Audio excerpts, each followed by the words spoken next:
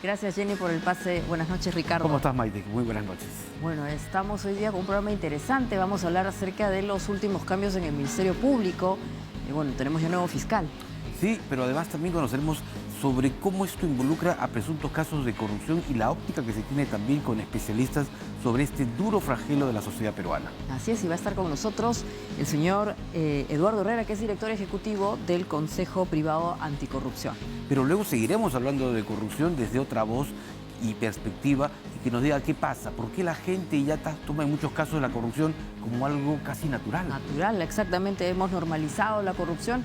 Vamos a tener una visión más bien antropológica y estará con nosotros Gumercinda Reinaga. Ella es docente de la Universidad San Cristóbal de Huamanga y antropóloga de la Pontificia Universidad Católica. Cerraremos el programa, Maite, con algo bueno, con un reciente premio que ha obtenido un colegio COAR, este de alto rendimiento de la libertad. Así es, en verdad es un premio importante porque han competido con más de una decena, 50 creo, más o menos en el mundo, y han ganado, así que vamos a conocer más de ese detalle. Y esto ha ocurrido en Dubái. Exactamente, imagínate, hasta allá han ido. Así que es un buen programa, acompáñennos.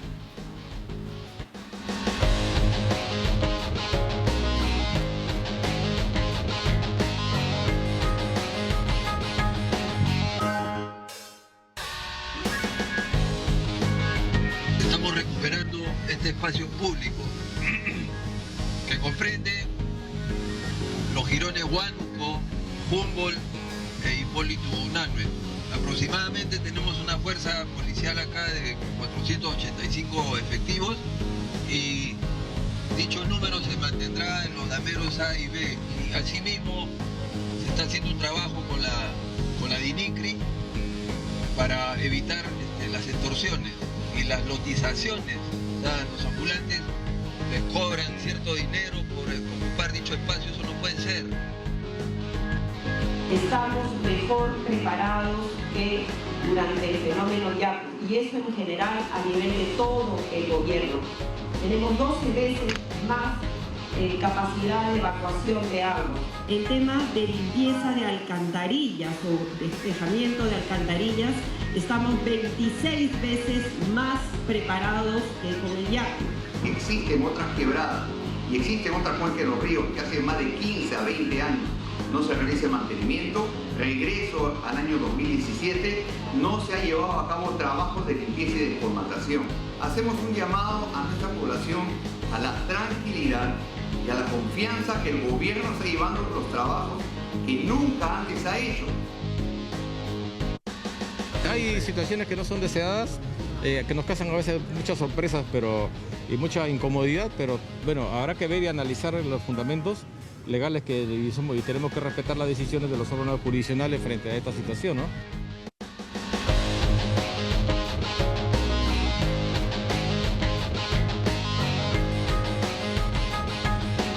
Muy bien, hemos vuelto. Así es, vamos ahora a hablar uno de los dos grandes flagelos que acaparan la atención de la gente, Maite, que es la corrupción, ¿no? Que es el principal, junto también con la inseguridad. Pero vamos a ver cómo ven desde otro, ya no de la arista del Estado, sino desde el sector privado, este duro golpe que tiene la población a menudo. Así es, y como habíamos adelantado, está con nosotros Eduardo Herrera, que además es un experto de la propia realidad, ¿no? Tú en algún momento incluso escribiste un libro contando tus experiencias. Sí. Muchas gracias por la invitación. Aquí estoy a disposición de ustedes. A ver, los últimos casos de corrupción involucran ahora al Ministerio Público, ¿no? En donde estamos hablando de una fiscal de la Nación que ha sido separada del cargo por 6 meses por la Junta Nacional de Justicia porque estaría siendo ella quien lidera una red criminal dentro del Ministerio Público. Al menos eso decía la respuesta fiscal Marita Barreto. Esta coyuntura que enfrenta también a la Junta Nacional, que hoy ha dicho en un comunicado que se estaría vulnerando la Constitución si ellos son separados mañana por el Congreso. Claro. Lo que genera esta crisis, que en realidad no es de este año, sino de hace muchos años, es la necesidad de una reforma del sistema de justicia. El sistema de justicia ha estado manejado siempre, trágicamente en el Perú, por muchas argollas, y lo que ha generado es que los peruanos no tengamos justicia. ¿Y a qué quiero decir con eso?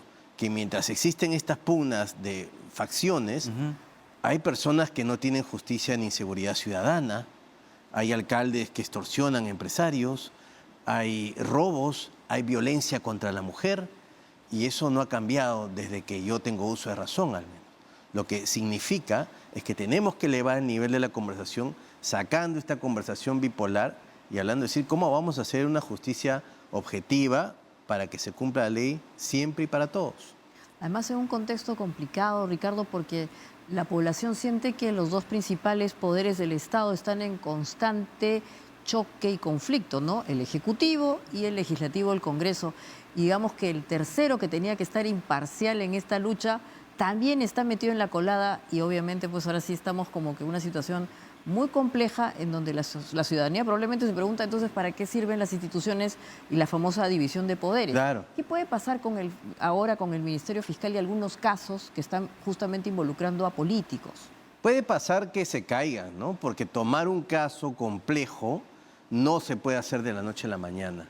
Lo que genera ahí ese cambio, ese descabezamiento en esos casos, es que el nuevo fiscal tenga que ponerse al corriente de la investigación y empezar a entender la estrategia. Y estamos hablando de un montón de investigados. Entonces, eso es lo que puede pasar concretamente. Lo más terrible es lo que tú estás diciendo, que se pierde la confianza en las instituciones y se genera un ambiente de lo que llamamos los abogados anomia, que no existe ley. Y cuando no existe ley, ese silencio sísmico para que exista algo mucho más. Pero la gente a veces en este momento no sabe en quién creer, ¿no? Si en la fiscal Patricia Benavides, que tiene además un respaldo político de un sector, hay portadas de los diarios que todos los días la respaldan, mientras hay otro grupo que la cuestiona duramente y que lo está liderando la propia Junta Nacional de Justicia y que también varios sectores de la sociedad civil. Entonces, ¿qué hacemos frente a esta incertidumbre? Claro, por eso yo hablo siempre de una tercera vía, ¿no? Que es la vía de las personas, que nuevamente estamos sin justicia hace muchos años. Yo les pongo un caso muy concreto. En el Instituto de Medicina Legal hay un tráfico de pericias de médicos legales que hacen en los casos de violencia familiar, violencia psicológica hacia la mujer. ¿Por qué no nos hemos ocupado de eso? Que son casos muy grandes, los casos de alimentos. Entonces, lo que se tiene que hacer es alejar la justicia del poder político y hacer una reforma integral. El Seriajust fue un instrumento en la época de Toledo muy importante, que se bloqueó porque los vocales supremos no quisieron.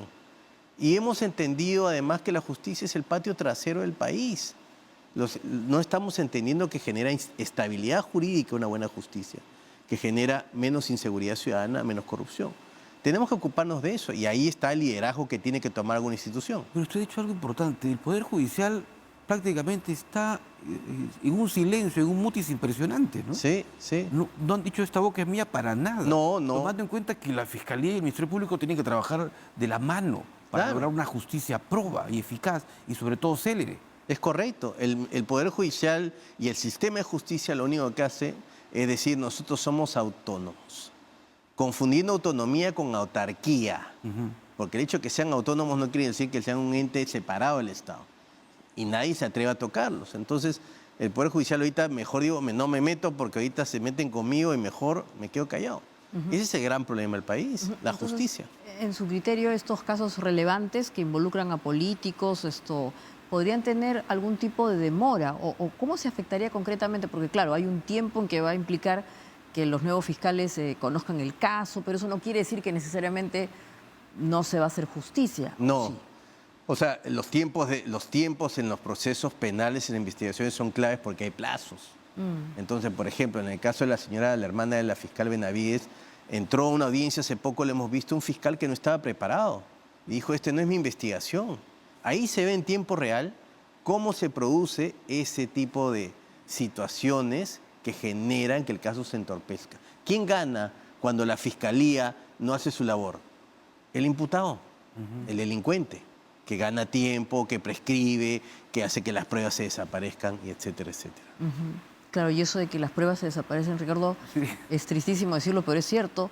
Ya tenemos varios casos. Desde peritos y pruebas que se arman, es lamentable.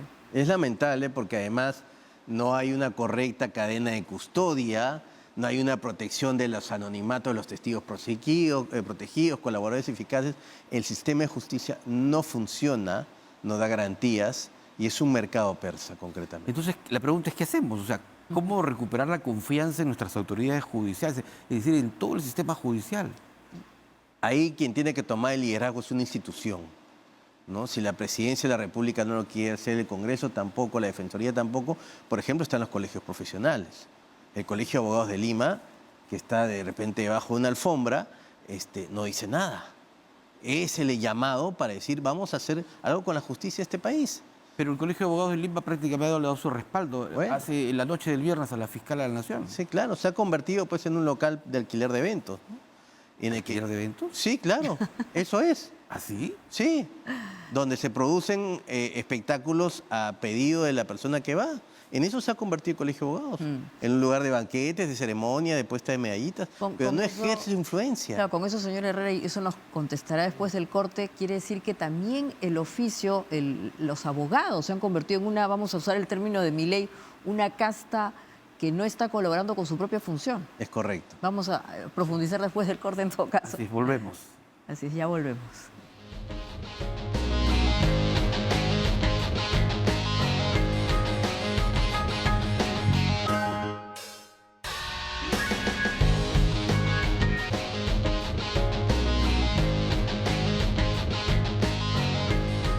Bueno, nos habíamos quedado comentando lo que usted también había indicado, que el Colegio de Abogados, en verdad el gremio de los abogados también estaría entrando en una crisis que obviamente también impide que tenga mayor representación en este tipo de situaciones tan complejas, ¿no? Sí. La corrupción. Sí, claro, porque si uno se pone a ver, el vehículo corruptor son los abogados, somos los abogados. Y el sistema del aparato estatal está repleto de abogados. El Congreso, la presidencia, ni qué decir del Poder Judicial. Entonces, lo que tiene que suceder es que existe una regulación correcta de la profesión, empezando por estándares éticos. No puede ser que la profesión esté representada porque somos corruptos, mentirosos, argolleros y estafadores. Eso tiene que cambiar y eso es el pilar para la juridicidad y el Estado de Derecho en el país. Pero esto depende también de en qué manos está este colegio profesional. Hasta hace algunos años llamado Ilustre, y donde llegaban los mejores juristas que tiene nuestro país. ¿Por qué ha ido cambiando tanto esto y denigrándose la profesión? Porque lo hemos abandonado. El Colegio de Abogados ha sido abandonado por muchos abogados que solamente van a votar para no pagar la multa. Es más, la defensa de la democracia está representada en el Colegio de Abogados, ¿no Por es cierto? supuesto. En el año 90. Tiene iniciativa legislativa, tiene capacidad de hacer acciones de inconstitucionalidad. Era un Ministerio de Justicia en la sombra. Lo hemos abandonado y hemos dicho, bueno, ya está perdido y vamos a empezar con otra cosa y lo ignoramos. Eso está mal porque es el pilar del Estado de Derecho en el país. Claro, obviamente no hay que generalizar porque seguramente como todo, Claro. hay en botica, como se dice, como todo en botica, hay buenos y malos, pero en verdad como institución parece que ha venido un proceso, bueno, según lo que usted nos indica, de declive, pero igual hay otras instituciones como la que usted representa, Sí. que está más bien vinculada con el sector privado, y como ciudadanos, Ricardo, a veces nos interpelamos si podemos hacer algo. ¿Es posible? ¿Qué está haciendo su institución al Sí, respecto? claro. Nosotros lo que estamos haciendo es activismo respecto a la lucha contra la corrupción. Concretamente, hace poco hemos tenido un evento relacionado al whistleblower, que implica que es empezar a ponerle incentivos al denunciante, ¿no? Como pasa en Estados Unidos. Los grandes casos en Estados Unidos se detectan porque hay denunciantes que se atreven a denunciar. Y no es un acto heroico, se les paga.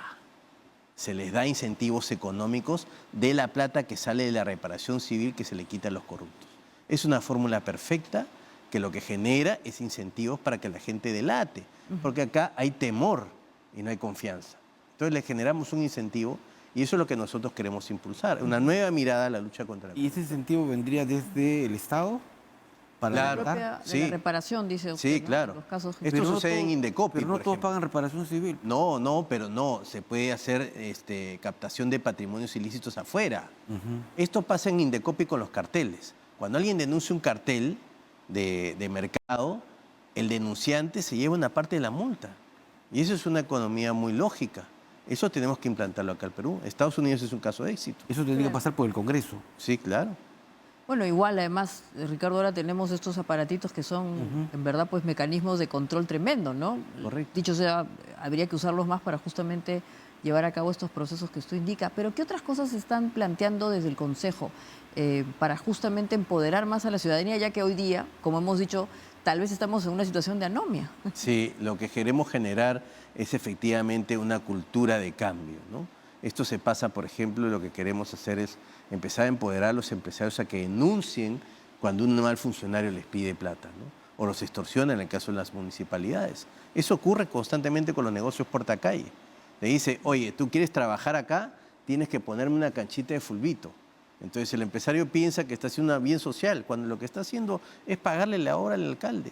Eso tenemos que denunciarlo y ahí volvemos al sistema de justicia otra vez.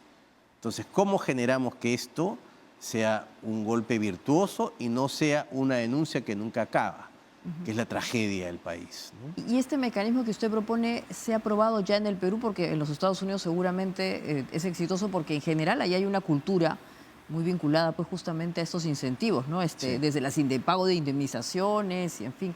Sí. Pero acá... Bueno, acá todavía no se prueba porque existe una resistencia moral, ¿no? Dicen, ¿cómo le vas a pagar a alguien que está denunciando si es el deber cívico? Pero la gente se mueve por intereses o por necesidades. Y no es muy difícil decirle a una persona, denuncia, arriesga tu seguridad por el bien del país. No necesariamente toda la gente actúa así. Acá lo que hemos visto son colaboradores eficaces, ¿no? Claro. Pero que también están metidos en la colada, y Sí. también son, digamos, dentro de la corrupción, lo que buscan es evitar la cárcel, ¿no? Sí. ¿Cómo incentivar en todo caso, digamos, esto que es lo más rápido y más efectivo, ¿no? La delación premiada, como Sí. se vino desde Brasil? Sí, lo que tenemos que empezar a hacer ahí es quitarle primero la carga. Porque mucha gente dice, ¿cómo va a salir libre una persona que delinquió? Eso es parte de una negociación, ¿no? De una negociación entre un fiscal y un imputado. Una negociación válida, transparente y legal además. Entonces, si una persona que se arrepiente y colabora con la justicia, ¿por qué no tener un beneficio premial o de baja de pena? Eso es lo primero que tenemos que hacer. Lo segundo es proteger identidades, porque todo el mundo sabe quién es el colaborador eficaz, y eso es desnaturalizar la figura. Y claro, los fiscales tienen que empezar a negociar mucho más rápido, porque a veces se demoran mucho en un proceso y nuevamente vamos al tema de la justicia. No podemos tener tan pocos fiscales o con tan poco equipo y tienen que ser prácticamente héroes para llevar a cabo un proceso penal, ¿no? Ahora, volviendo al caso de la fiscal Benavides, ella obviamente ha usado recursos que le están de alguna manera permitiendo, bueno, todavía cuidar su puesto. ¿Qué va a pasar con esos recursos? Ha presentado un amparo, en fin, tiene como 5 que están allí. ¿Alguno de esos le permitiría retornar, o su situación hoy día con la suspensión está en suspenso justamente? Yo creo que va a ser muy difícil que ella voltee esto, ¿no? Porque creo que hay pruebas, digamos, evidentes de una infracción al menos, ¿no? Y toda acción, además de ese tipo, con un debido proceso que, por lo que entiendo, se ha llevado, va a ser muy difícil de revertir. Eso es lo que creo. Lo que más lleva es a perjudicar su propia imagen. Si al final del día ella aprueba su desvinculación, pues tiene que las puertas abiertas para volver a la fiscalía, porque esto es una suspensión. No se la ha sacado del cargo de fiscal de la Nación. Y yo creo que además este es un estándar ético. Una fiscal de la Nación no puede estar en tela de juicio por un tema así, más allá del asunto legal propiamente dicho. Bueno, pero igual está ejerciendo su derecho a defenderse. Sí, ¿no? está bien. Yo creo que es saludable, ¿no? Ahora, el comunicado de hoy de la Junta Nacional de Justicia ha llamado mucho la atención, porque la Junta ha mantenido cierta prudencia, solo, digamos, la resolución de suspensión temporal de la fiscal. Pero hoy ha dicho que se pone en riesgo la afectación del orden democrático. Y esto es porque aparentemente ya ellos tienen información de que ya el Parlamento contaría con los 87 votos para aprobar esta nueva reconsideración y la moción con el cual se destituiría a los integrantes por completo, justamente por haber suspendido a Patricia Benavides. Sí, claro. ¿Qué va a ocurrir si pasa esto? Yo creo que las personas se dan cuenta de que estamos actuando por razones equivocadas, más allá de que sea legal lo que se haga. Acá yo voy a un concepto mucho más grande, que es la ética. Las personas se dan cuenta de que es claramente una venganza y un fuego cruzado de lo que se ha hecho con la fiscal Benavides. Y eso es lo que estamos hablando, es que nuevamente la justicia y la política están trastocadas totalmente. Eso se soluciona básicamente reformando la política y no solamente con normas legales. Yo siempre digo que la norma legal no cambia nada. Lo que cambia es la conducta de las personas. Y eso tenemos que ir. Exacto, y parece casi imposible, pero vamos a volver sobre esos temas seguramente en otra ocasión. Le queremos agradecer mucho al señor Ricardo Herrera, perdón, Eduardo, por haber estado con nosotros. Muchas gracias a ustedes. Y nos vamos a ir a ver unas fotos. Así es, vamos a bajar un poco las tensiones. Así es, vamos a ver justamente a esta persona. ¿Quién creen que es? Bastante joven. Bastante joven, pero sumamente joven. Nada más y nada menos que Luis Alberto Sánchez, polígrafo, político y educador peruano. Ahí ya lo vemos tal como seguramente lo recuerda mucha gente, muy mayor y además entrevistado por Miguel Godos. Sí, el popular LAS, como lo llamaban en su partido político, ¿no? Así es. Y bueno, y obviamente políticos y obviamente pensadores, intelectuales que echamos mucho de menos hoy día en el plano, justamente en la arena de la discusión que no tenemos, Ricardo. Sin duda, sin duda. Bueno, al volver justamente hablaremos de estos temas. Sí, vamos a hablar sobre qué está ocurriendo con nuestra sociedad, porque en muchos casos la corrupción pareciera ser algo normal. Así que seguiremos hablando sobre este duro flagelo que tenemos todos los peruanos. Ya volvemos.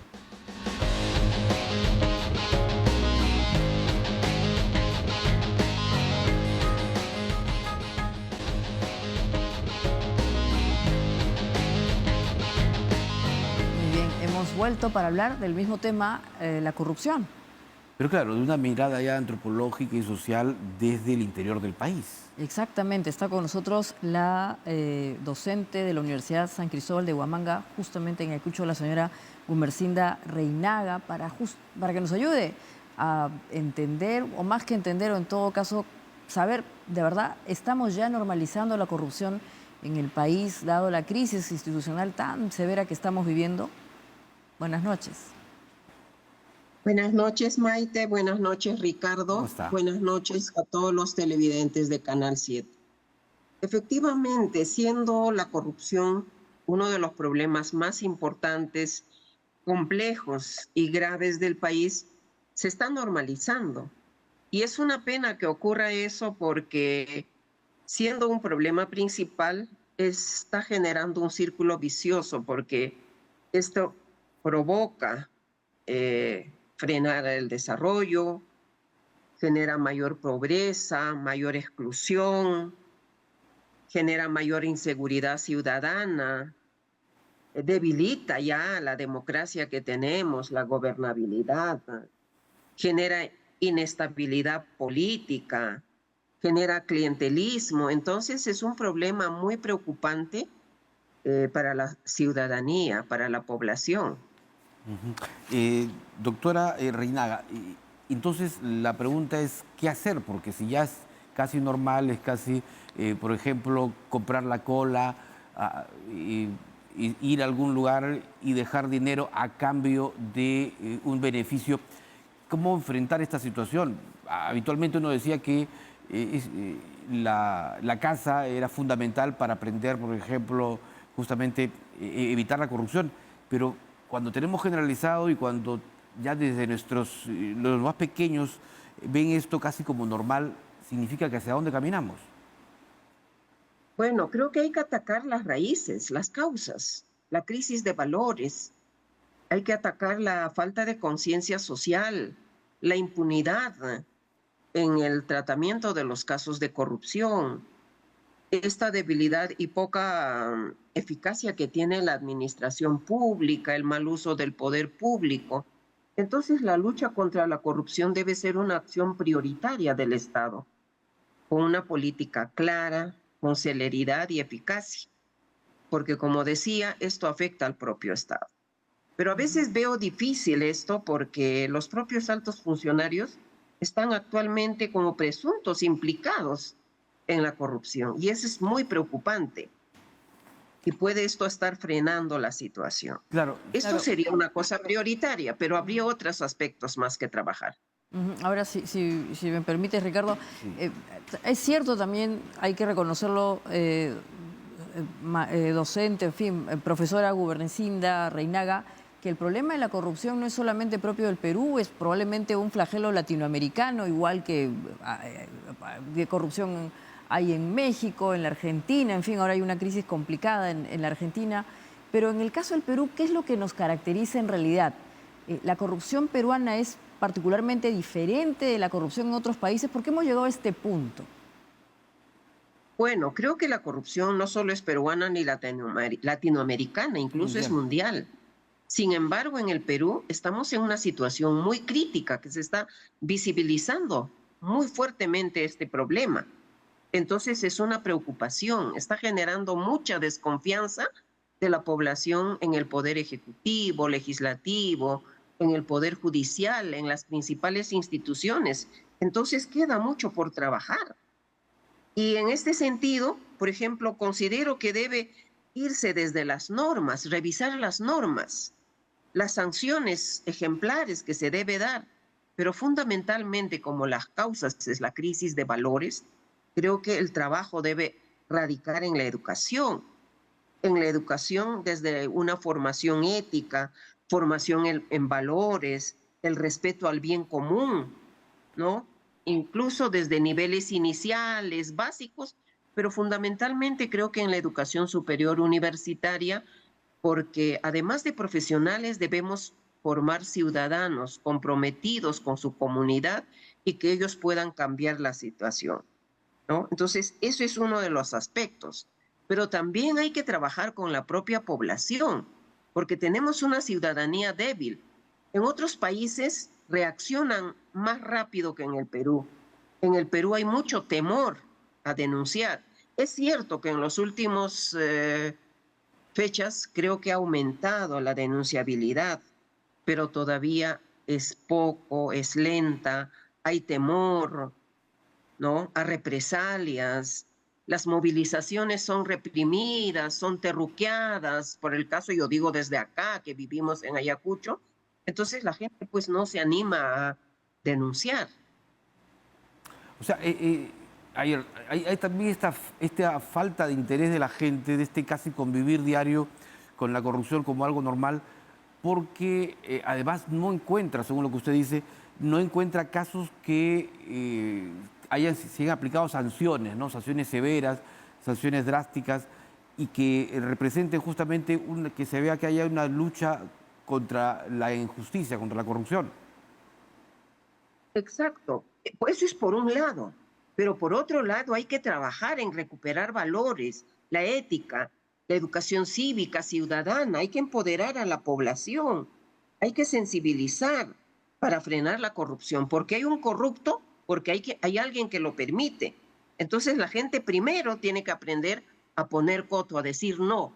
Cuando le paran un carro y para ponerle una papeleta y le cobran, bueno, pues que le pongan la papeleta, prefiero pagar, pero no permitir la corrupción, ¿no? Entonces eso es algo que hay que trabajar. Empoderar a la población también significa organizar para poder constituir pues comités de vigilancia ciudadana en diferentes espacios, en diferentes instancias, porque la corrupción ha hecho una especie de metástasis como el cáncer en todos los espacios y en todos los niveles.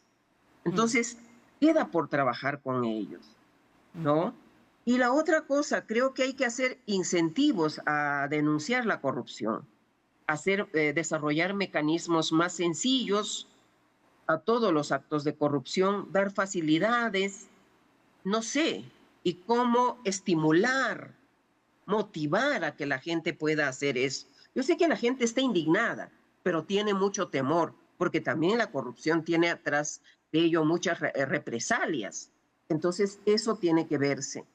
Y siendo ustedes parte de los medios de comunicación, también creo que es importante que los medios de comunicación tomen un papel importante, trabajando la educación ciudadana para luchar contra la corrupción. O sea que hay muchas propuestas, pero nuestra ciudadanía necesita empoderarla. Exactamente. ¿Y qué mecanismos considera usted, profesora Reinaga, podrían ayudar a que la ciudadanía justamente se empodere? La tecnología es una manera, como mencionaba con la entrevista anterior, que puede ayudar a que la gente denuncie una foto, un video, en fin, hoy día es mucho más fácil abrir, ¿no? De alguna manera ponerle la luz al corruptor, incluso en el Estado. Pero son pocos todavía los que se animan a hacer. ¿Qué otros mecanismos existen? Bueno, creo que debe ser, pues, estos medios deben ayudar, por ejemplo, una denuncia virtual, en algunos casos quizá denuncias anónimas. En antes se escuchaba, y es cierto, en otros lugares se incentivan, pero debe mantenerse el anonimato del denunciante para evitar cosas. Pero creo que los cambios van desde lo más pequeño a lo más grande, y eso nos han enseñado. Entonces, ¿cómo promover, por ejemplo, estas experiencias iniciales en las instituciones educativas, en los colegios, en determinadas organizaciones? Porque ahí también hay pues corrupción por las notas, por un conjunto de cosas. Entonces, ¿cómo empezamos a trabajar espacios donde haya mecanismos de denuncia, mecanismos de identificación de estos actos de corrupción y ese compromiso de frenar? Y los comités de vigilancia, de los cuales usted también hablaba, ¿hay ya ejemplos que se están o que se han puesto en marcha? Mira, en este caso no, yo reconozco la experiencia de la Red Nacional de Promoción, por ejemplo, vigilancia en temas de salud, en atenciones, para evitar problemas, para evitar una atención más comprometida, más inclusiva, pero creo que se pueden diseñar. En este momento no tengo la receta, pero tenemos que trabajar para ver cómo desde estos espacios trabajamos. Por ejemplo, desde la universidad, yo podría decir que los estudiantes pierdan el miedo y denuncien cualquier acoso, que es también parte de la corrupción, que en los colegios hay cobro de notas en los fines de años. Esas cosas, por ejemplo, se pueden incentivar y eso se va haciendo práctica. Y eso hay que hacerlo en otros espacios. Y creo que nuestros aliados deben ser las organizaciones sociales de base, por ejemplo, las organizaciones de mujeres, las organizaciones sociales también, porque a ellos afecta más. La corrupción afecta porque, por ejemplo, toda esa economía que va a la corrupción, a las coimas, perfectamente puede ayudar a resolver necesidades, problemas que tiene la comunidad, y creo que eso puede incentivar.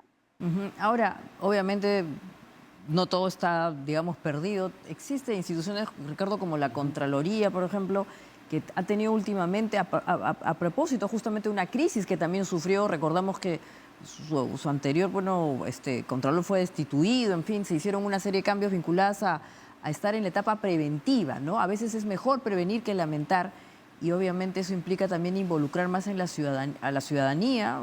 Hay veedores, hay vigilancia ciudadana. Pero, ¿qué más podríamos hacer desde ese punto de vista, como usted ha indicado, más social?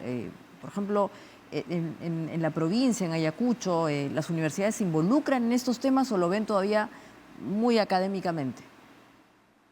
Creo que hay que trabajar mucho más esto de la ciudadanía, los derechos humanos, la democracia, porque la corrupción afecta a esto. Yo creo que estos tiempos difíciles han limitado trabajar estos temas, pero creo que hay que trabajar eso. Yo he escuchado, por ejemplo, preocupaciones de autoridades importantes de 3 universidades latinoamericanas, Perú, Chile, Colombia, donde están planteando un reto a las universidades a trabajar la ciudadanía, la democracia, pero una ciudadanía intercultural, reconociendo esta diversidad, esta multiculturalidad, ¿no? Porque ¿qué es lo que pasa en este contexto de corrupción? Antes le decía, creo que abre mucho más las brechas de desigualdad, la exclusión social.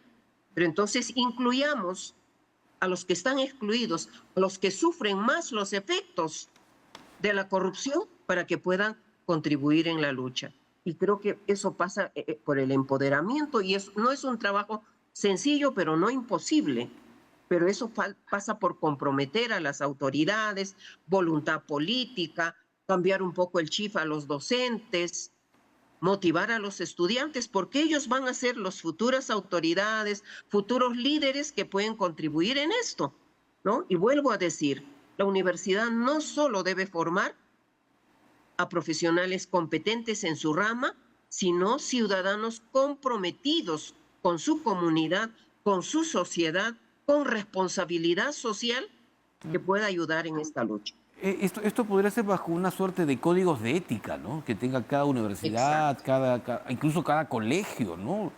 Que sería muy importante que lo muestren y que justamente den cuenta justamente de cómo actuar frente a este duro problema que es la corrupción y que genera, según estadísticas, 24.000 millones de soles anuales en pérdidas.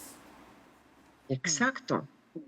Y eso perfectamente podemos utilizar esa motivación de que eso se aproveche para mejorar la calidad de las universidades, de los colegios, para construir más postas, mejorar el equipamiento de los colegios. Toda esa motivación creo que puede ayudar. Yo creo que hay que trabajar eso. Y eso compromete, pues, unir al Estado, ¿no? Las instituciones públicas, privadas, las organizaciones, ¿no? Que es un trabajo lento, pero que puede tener frutos más adelante. Así es. Bueno, y yo voy a insistir, Ricardo, y también a la profesora, que la tecnología puede ayudar muchísimo en esto. Y curiosamente tenemos una población muy joven en el Perú que a veces está aburrida, está hastiada de esta situación, y eventualmente con esto se pueden empoderar. Bueno, le queremos agradecer mucho a usted por habernos acompañado y un saludo especial hasta allá, Ayacucho. Muchísimas gracias. Yo les agradezco esta oportunidad y de verdad trabajemos con la tecnología y los jóvenes manejan mucho más esto. Gracias. Buenas noches. Buenas noches. Muy bien, nos vamos a un corte. Así es. Y volvemos con la última parte de Diálogo Abierto.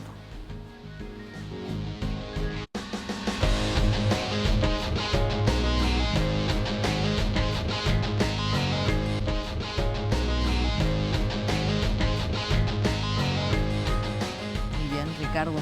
Hemos vuelto. Sí, es parte final para ver algunas fotografías que sin dudas nos recuerdan nuestra historia. Así es, esto es el Morro de Arica en 1910. Y bueno, es la zona justamente.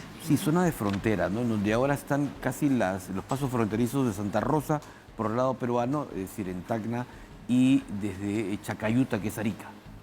Claro, y eso ya es obviamente hoy Chile, ¿no? Así es justamente ya el país vecino del sur. Y la siguiente foto es el mismo lugar, pero en el año 1881. Visto desde arriba, ¿no? De cómo está el panorama de la ciudad en ese entonces de Arica. Exactamente.